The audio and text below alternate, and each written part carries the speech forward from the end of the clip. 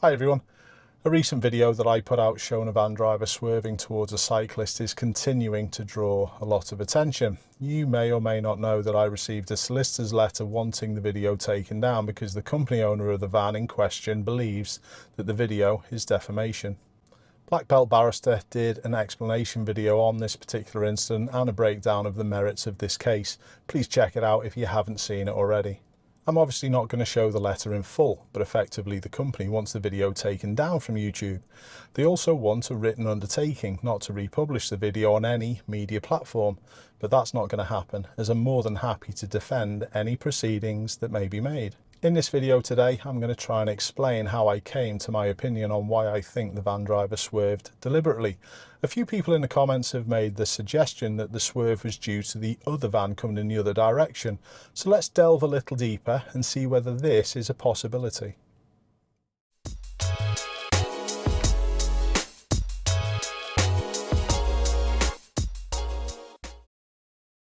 Here's the clip again in full. It's really hard to tell at this distance, but you can just make out the cyclist from here on the opposite side, and it's the oncoming van now.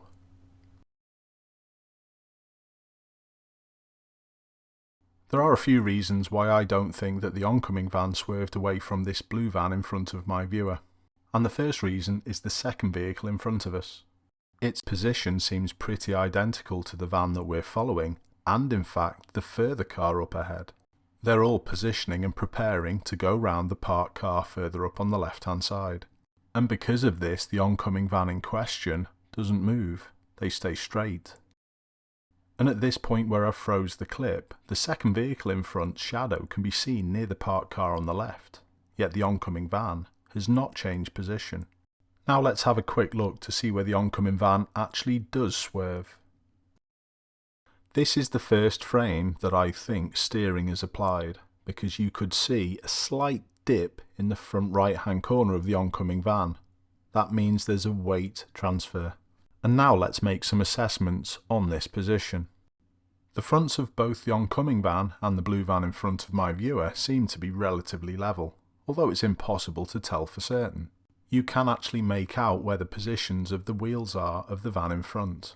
And as you can see, they're not that far away from the oncoming van. If you add in the length of the bonnet overhangs, these vehicles are approximately level front to front.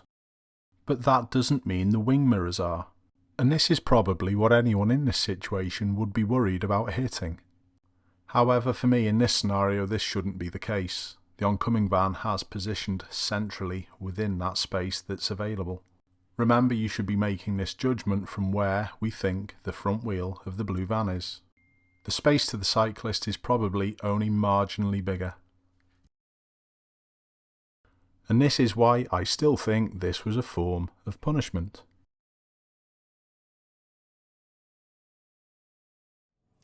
So even if I still stand by my initial assessment, this is actually less dangerous than what other people are suggesting. Let me explain. So if this was a punishment pass, that means the oncoming van driver had seen the cyclist. And as we've already seen, the distances involved actually weren't too bad, although they should have been more. And you also may have not noticed the cyclist doesn't react to this swerve whatsoever. So the point that I'd like to make as we rewind and have a look again is this. The driver of the oncoming van started to overtake a cyclist without assessing the space properly.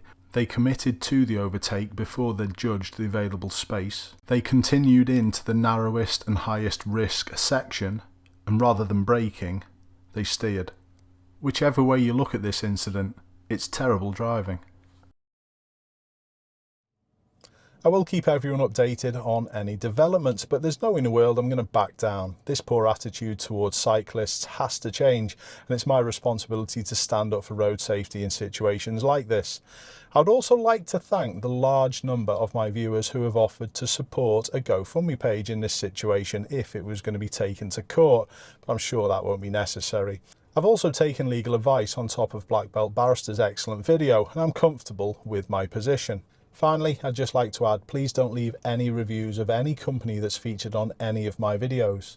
This can affect innocent employees of that company and doesn't allow the management any time to rectify the situation.